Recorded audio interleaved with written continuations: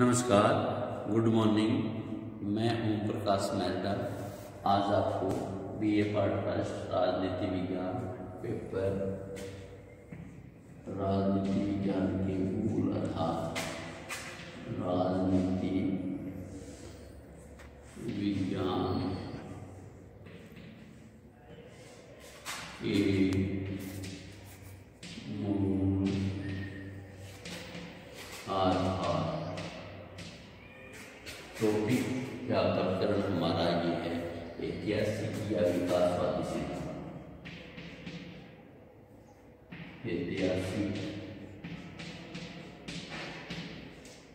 या विकासवादी सिद्धांत। हम इससे पूर्व हम बात मुख्य टॉपिक करते हैं। मुख्य टॉपिक हमारा था राज्य की उत्पत्ति के सिद्धांत। राज्य की उत्पत्ति के सिद्धांत। राज्य की उत्पत्ति के सिद्धांत। राज्य की उत्पत्ति के सिद्धांत में हमने मुख्य टॉपिक हमारा था राज्य की उत्पत्ति के सिद्धांत। इसमें 6 सिद्धांतों की बात की थी, जिसमें हमें मुख्यतः 3 सिद्धांतों का अध्ययन करना है। एक था हमारा सामाजिक समझौते का सिद्धांत। सामाजिक समझौते का सिद्धांत ये हमारा था सामाजिक समझौते का सिद्धांत। उसको हम आधुनिक अनुबंधवाद में अध्ययन किया था। इसका हमने आधुनिक अनुबंधवाद में अध्ययन किया था। और आधुनिक अनुबंधवाद में 3 लेखों को 3 विचारकों को पढ़ा था। हमने होबस, लॉक और जीन जैक रूसो। होबस, लॉक और रूसो हमने तीनों के बारे में अध्ययन किया था। फिर उसके बाद दूसरा सिद्धांत हमारा चलता है ऐतिहासिक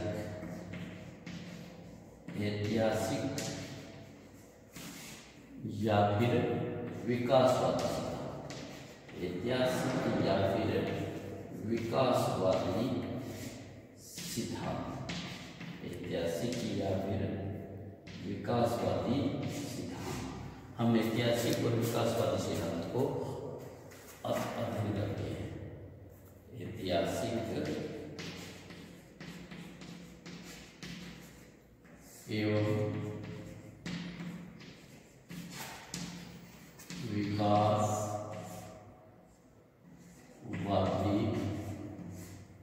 सिद्धांत। ऐतिहासिक एवं विकासवादी सिद्धांत। हम सबसे पहले देखते हैं ऐतिहासिक और विकासवादी सिद्धांत क्या है। जैसा कि नाम से संबंध है, आज तक का मतलब ऐतिहासिक और विकासवादी सिद्धांत से पहले तक। आज तक राज्य की उत्पत्ति के संबंध जिन सिद्धांतों की बात की गई, चाहे वो देवी सिद्धांत था, चाहे वो शक्ति सिद्धांत था, चाहे वो सामाजिक समझौते का सिद्धांत था, चाहे पैतृक सिद्धांत था, चाहे मौलिक सिद्धांत था।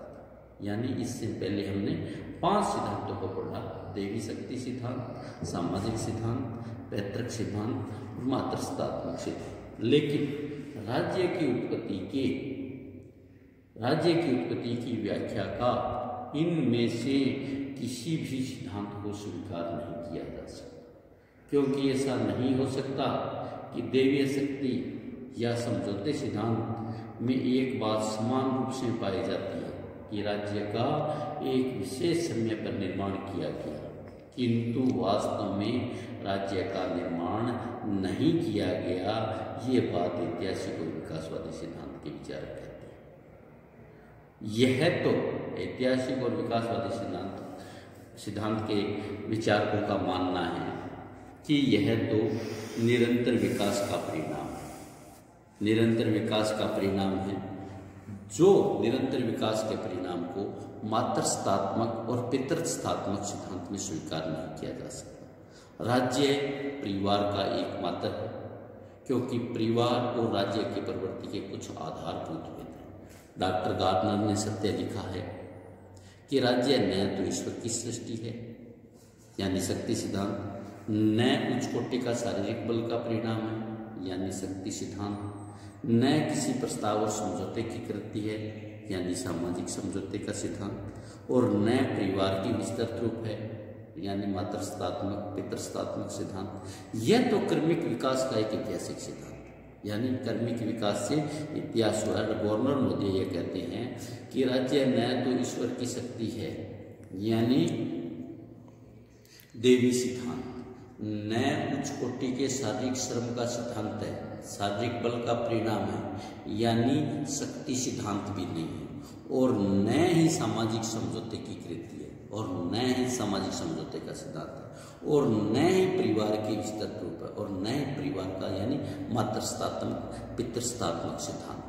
यह तो कर्मिक विकास से उदित एक ऐतिहासिक विकास संस्थान है, ऐतिहासिक विकास का परिणाम है, राज्य विकास का परिणाम है। राज्य की उत्पत्ति की सही व्याख्या ऐतिहासिक तथा विकासवादी सिद्धांत द्वारा की गई है।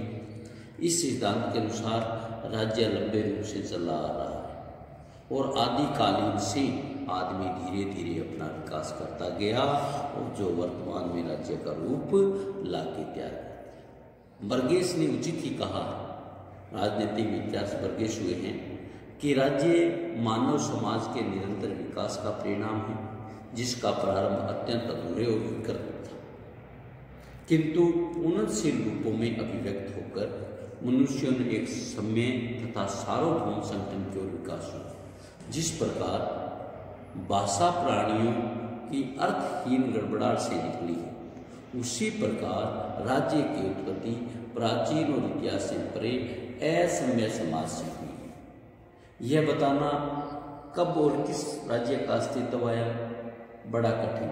हम ये कह सकते कि पहला ऐसा राज्य था, ऐसा कुछ था, इस बात को बड़ा कठिन है। इस संबंध में प्रसिद्ध समाजशास्त्री समनर और केलर ने अपनी पुस्तक द साइंस ऑफ सोसाइटी में कहा, यह कहना कि राज्य किस समय सबसे पहले दिखाई दिए उसी प्रकार असंभव है जिस प्रकार कब नैतिक नियम कानून बने, कब युवक हुआ और कब युवक प्रौढ़, यानी कोई नियम कैसे बना इसका उसी प्रकार कहना मुश्किल है कि कब बच्चा पैदा हुआ और कब हुआ प्रौढ़ बना। अन्य सामाजिक संस्थाओं के समान विभिन्न परिस्थितियों में सहायता पाकर अनेक तथ्यों से प्रभावित होकर राज्य का आविर्भाव, राज्य के विकास का एक क्रम, राज्य के विकास का क्रम भी एक सा नहीं था। वो क्रम अलग अलग था, अलग अलग प्रकृति में अलग अलग था, अलग अलग परिस्थितियों में अलग अलग था, स्वभाव के भेदों के कारण समय अलग अलग था, अवस्थाएं अलग अलग थी, राज्यों में स्थान का विकास का क्रम भी अभिन्न रहा। भाषाई तथा राजनीतिक समचेतना के समान भी राज्य का विकास धीरे धीरे हुआ। यह विकास क्रम के अंतर्गत समय समय पर राज्य के विभिन्न तत्वों ने प्रभावित किया। अब ये राज्य का क्रम किस प्रकार से हुआ, परिस्थितियाँ क्या थी, प्रकृति क्या थी, समय कैसा था, आदिम काल मनुष्य कैसा है, वर्तमान मनुष्य कैसा है, उसकी उत्पत्ति कैसी हुई, इस जो विकासवादी सिद्धांत है, विकासवादी सिद्धांत के अनुसार राज्य के जो प्रमुख तत्व है, विकासवादी सिद्धांत के अनुसार जिससे राज्य का विकास हुआ उसके प्रमुख तत्व कौन कौन से है, उनकी व्याख्या करने से हम स्पष्ट कर पाएंगे कि राज्य ऐतिहासिक या विकास का परिणाम है। पहला जो तत्व है मूल सामाजिक प्रवृत्ति, पहला जो तत्व है मूल सामाजिक प्रवृत्ति, मूल सामाजिक प्रकृति, पहला जो हमारा तत्व है मूल सामाजिक प्रकृति, यानी राज्य के विकास में संभवतः सर्वाधिक तत्व, सर्वाधिक महत्वपूर्ण तत्व मनुष्य की मूल सामाजिक प्रवृत्ति। मनुष्य की मूल सामाजिक प्रवृत्ति के बारे में अरस्तु मोटे चित्रण करते हुए कहते हैं, यदि कोई मनुष्य ऐसा है जो समाज में न रह सकता अथवा जिसे समाज की आवश्यकता नहीं क्योंकि वह अपने आप में पूर्ण है, उसे समाज का सदस्य मत समझो, उसे या तो जंगली पुरुष समझो या फिर देवता हो सकता है, क्योंकि ये मनुष्य की मूल सामाजिक प्रवृत्ति है कि बिना समाज आदमी नहीं रह सकता। सामाजिक प्रवृत्ति के ये मनुष्य के साथ साथ रहे हैं। सामाजिक राजनीतिक जीवन भी अनेक पेचीदगियाँ सामने आई, मानव के सामने बहुत सारी पेचीदगियाँ आई, बहुत सारी कठिनाइयाँ आई। इन जो कठिनाइयाँ आई, इन कठिनाइयों के स्वाभाविक हल के परिणाम स्वरूप, इन कठिनाइयों के स्वाभाविक रूप से हल करने से राज्य का उदय हो गया। प्रारंभ में मानव जीवन निरंतर सरल होने के कारण राज्य का स्वरूप भी सरल था। जैसे जैसे मानव का जीवन कठिन होता गया, वैसे वैसे राज्य का स्वरूप कठिन, जटिल और व्यापकतापूर्ण हो गया।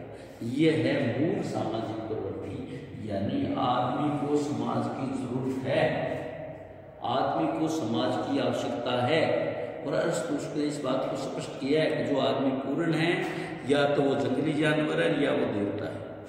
दूसरा आता है रक्त संबंध।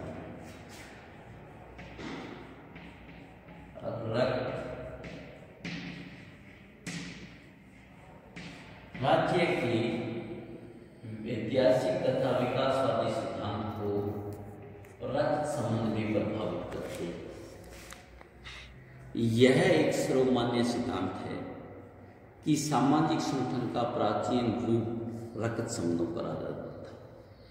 एक रक्त समूह के लोग साथ साथ रहते थे।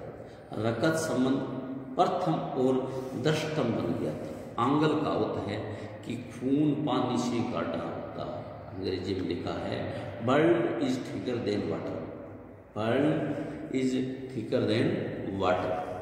इसी तथ्य पर आधारित है कि आदमी में रक्त संबंध पाया जाता है। प्रारंभिक समय में जो बात उन्हें अपने पास लाती है, वह एक दल के रूप में संगठित होने का प्रेरित करती है। यानी एक रक्त समूह वाले लोग एक तरफ आते हैं, वह उन्हें सबको एक दल के रूप में इकट्ठा होने के लिए प्रेरित करती है। यह सामान्य उत्पत्ति में विश्वास था। परिवार प्राचीनतम निकटतम रक्त संबंध की इकाई था। यद्यपि यह प्रश्न विवादास्पद है कि कबीला, कुल, परिवार में कौन अस्तित्व में आया। ये विवादास्पद में है कि पहले कबीला अस्तित्व में आया, कुल अस्तित्व में आया, परिवार अस्तित्व में। लेकिन इसे स्वीकार नहीं, इसे अस्वीकार नहीं किया जा सकता कि परिवार के लिए स्पष्ट व्यक्ति नियंत्रण के आधार पर राज्य की स्थापना, क्योंकि परिवार के नियंत्रण से ही राज्य की स्थापना हो। इस संबंध में सर हेनरी मेन लिखते हैं कि समाज के प्राचीनतम इतिहास की आधुनिक अन्वेषणाएं इस निष्कर्ष की ओर जाती है। प्राचीन स्वभाव के आधुनिक जो आशय है, अर्थ है, वो इस ओर इंगित करते हैं कि समूह को एकता का सूत्र में बांधने का प्राथमिक बंधन था। जो समूह के लोग थे, उनको एकता में बांधने का प्राथमिक जो वस्तु थी, प्रारंभिक बंधन था, वो रक्त संबंधी था। आगे चलकर जनसंख्या वृद्धि हुई। जनसंख्या वृद्धि के परिणाम स्वरूप परिवारों की संख्या बढ़ी, जाति तथा कुल बने और समाज का जन्म। इस संबंध में मैकाइवर का कथन है कि रक्त संबंध समाज को जन्म देता है और कालांतर में वो सारे समाज राज्य को जन्म देते हैं।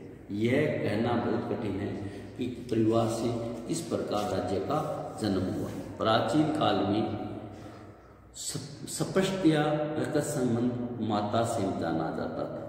बहुपति प्रथा और अस्थायी विवाह संबंध प्रचलित हुए। कालांतर में जब कृषि का आविष्कार के कारण व्यक्तियों को एक विशेष स्थान पर स्थायी रहने तथा काम के लिए आदमियों की जरूरत हुई, मानव की जरूरत हुई, कृषि कार्य के धीरे धीरे स्थायी रूप से सहयोग की आवश्यकता के कारण विवाह पद्धति का प्रचलन हुआ। धीरे धीरे पुरुषों की प्रधानता बढ़ने लगी। इस प्रकार सबसे पहले कुटुंब बना, फिर कुल बना, फिर समाज बना और समाज से राज्य अस्तित्व में आया। परिवार में पिता का अधिकार परिवार के सदस्यों पर पूर्णतः अक्षुण्ण था। परिवार के कुलपति ने जो कुछ भी, कबीले का सरदार बना, फिर आगे धार्मिक, सामाजिक, प्रशासनिक, नैतिक और न्यायिक अधिकारों में शामिल किया गया। आगे चलकर वो कुटुंब बना, कुटुंब से कुल बना, कुल की प्रधानता में सामंतशाही रूप ले लिया और इस प्रकार समाज अस्तित्व आया और समाज से राज्य अस्तित्व आया। नंबर 3 आता है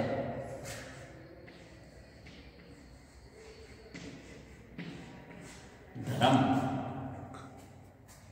धर्म रकत संबंध की भांति धर्म भी राज्य के विकास में महत्वपूर्ण भूमिका निभाता है। रकत संबंध की भांति भी धर्म भी राज्य के स्थान में महत्वपूर्ण योग रहा है। राज्य के विकास में रकत संबंध और धर्म में घनिष्ठ संबंध है।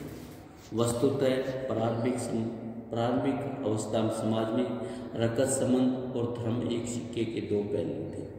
दोनों परिवार और कबीले में परस्पर जोड़ने के साथ साथ कार्य करते थे। विल्सन के अनुसार प्रारंभिक जो समाज था, धर्म समान रकत का प्रतीक उसकी एकता, पवित्रता, दायित्व की अभिव्यक्ति थी। गेटल के अनुसार यहाँ तक लिखा गया है कि रकत संबंध और धर्म एक सिक्के के दो पहलू है, समूह की एकता है और कर्तव्यों की मान्यता है। धर्म का प्रारंभिक समूह था वो रकत समूह पर आधारित था। धर्म का जो पहला समूह था वो रकत समूह पर आधारित था। व्यक्ति अपने परिवार के वर्ग व्यक्तियों के मृत होने के पर व्यक्ति अपने परिवार के जो बुजुर्ग व्यक्ति था उसके मृत होने के प्रति उसके प्रति श्रद्धा रखते थे और उनका विचार था कि शरीर के नष्ट हो जाने पर भी आत्मा शेष रहती है। इस आत्मा को प्रसन्न करने के लिए पितृ पूजा प्रारंभ करती है और इस प्रकार धर्म ने कुटुंब को एकता में बांधा। तो लोग एक ही कुटुंब के रकत संबंध से जुड़े थे। उनके कुल देवता एक ही थे क्योंकि उनके बुजुर्ग जो थे वो एक ही थे और जिनके अधिकतर उनके पुरखे होते थे। जैक्सन ने कहा है कि कुटुंब के संगठन में सभी मनुष्य एक कानून होता था। प्रारंभ में जाति शासन के लिए वर्दों की एक समिति होती थी। धार्मिक नियमों को पूर्णतया परिचित इन वर्द व्यक्तियों द्वारा शासन किया जाता था। यह निश्चित रूप से कहा जा सकता है कि धर्म ने प्राचीन काल में असभ्य मनुष्यों को सभ्यता प्रदान की, उनमें अनुशासन उत्पन्न किया। उस समय धर्म का एक प्रचलित रूप शक्तियों की पूजा भी थी। जंगली अवस्था में जबकि बुद्धि का विकास नहीं हुआ था, व्यक्ति प्रारंभिक परिवर्तन लाने में असमर्थ थे। उन्होंने बादलों की गड़गड़ाहट, बिजली की कड़क, हवा की सनसनाहट, वस्तुओं के परिवर्तन में ईश्वर की शक्ति का रूपन हो गया। उन्होंने कहा बादल की गड़गड़ाहट होती है, ईश्वर से होती है। बिजली की कड़क है, ईश्वर की देन है। हवा की सन्नाहट है, ईश्वर की देन है। और प्रकृति के प्रत्येक शक्ति के लिए देवता बन गए। प्रकृति के जो बादल, पानी, हवा, ये सारे के सारे उनके लिए देवता बन गए। फिर व्यक्ति ने क्या सोचा कि जो ये है ना पृथ्वी जिस पे अपने रहता है ये भी देवता है, सूर्य ये भी देवता है, अग्नि भी देवता है, इंद्र भी देवता है। और इनको देवता मान के मनुष्य ने इनकी उपासना करनी शुरू कर दी। एक ही शक्ति की उपासना में परस्पर भय उत्पन्न होने लगा। एक ही शक्ति की उपासना थी तो उसमें परस्पर भय उत्पन्न होने लगा, परस्पर उनको डर सताने लगा। उस डर को दूर करने के लिए उन्होंने मैत्री भाव से काम लिया और जो मैत्री भाव का काम था ये राज्य का विकास हुआ। थोड़े समय बाद मिथ्या विश्वासों और इंद्रियाजालिक नीतियों का प्रादुर्भाव हुआ। प्रारंभिक समाज में विभिन्न प्राकृतिक शक्तियों को देवता और भूत प्रेत समझा जाता था। जब कोई व्यक्ति यह सिद्ध कर देता कि प्राकृतिक शक्तियों को नियंत्रण रखा जा सकता है तब उसे असाधारण शक्ति और सम्मान प्राप्त हो जाता था। उस समय विश्वास हो गया था कि देश में जो वर्षा होती है, अकाल पड़ता है, उपज कम होती है, अधिक होती है, बीमारी होती है, समृद्धि होती है, युद्ध होता है, ये सब तांत्रिक की कुशलता और जादूगर पर निर्भर है। ऐसी स्थिति में धीरे धीरे तांत्रिक थे वो पुरोहित हो गए या राजा बन गए। और इस बात को लक्ष्य करते हुए गिलक्रास्ट कहते हैं कि प्रमुख जादूगर से राजा का चरण आसान था। पहले जो प्रमुख जादूगर था वो राजा था। स्पार्टा में ऐसा ही हुआ कि वहाँ के तांत्रिक राजा सामरिक तथा धार्मिक ग्रंथों को प्रदान बनाते थे। इस प्रकार राज्य के विकास में धर्म के महत्व को अस्वीकार नहीं किया जा सकता। प्रारंभिक समाज में धर्म तथा राजनीतिक परस्पर घुले मिले थे। धर्म में व्यक्तियों को राजनीतिक रूप से संगठित किया, उन्हें आज्ञा पालना और अनुशासन का पाठ पढ़ाया और राज्य के विकास में धर्म का महत्व केवल प्रारंभिक समाज तक ही सीमित नहीं था। आज भी पाकिस्तान, सऊदी अरब, अफगानिस्तान जैसे राज्य में धर्म और राजनीति में गहरा संबंध है और राजनीति धर्म पर आधारित है। इस प्रकार हमने ऐतिहासिक विकास में 3 कर्मों जो चरणों को मुख्य पढ़ा कि ऐतिहासिक और विकासवादी समाज मूल सामाजिक आदमी की मूल सामाजिक प्रवृत्ति है कि उनको समूह में रहना है, समूह से राज्य का निर्माण होगा। रक्त संबंध जो सभी रक्त समूह के लोग थे अपने पुरखों को एक मान लेते और उससे सब कबीले और कबीले से राज्य का निर्माण होगा। धर्म पहले उसको मानते थे, हवा की सनसनाहट थी, आंधी थी, तूफान था, पानी थे, बादल थे, इन सब चीजों में धर्म को महसूस किया। फिर जब इनसे कोई आदमी अपने आप को सिद्ध करने की कोशिश कर देता तो उसे जादूगर का नाम दिया गया। जादूगर से वो सम्राट बना और इस प्रकार सांसारिक दृष्टि से धर्म के महत्व को महत्वपूर्ण माना गया। राज्य के उत्पाद विकास में धीरे धीरे धर्म और सामाजिक रूप से मिल गए और सभी धर्म के व्यक्तियों ने संगठित होकर राज्य का निर्माण किया और वो सारे जो तांत्रिक के लोग थे वो उनकी आज्ञा पालन और अनुशासित थे। बाकी जो हमारे टॉपिक है वो कल के वीडियो में करेंगे। धन्यवाद, थैंक यू, नमस्कार।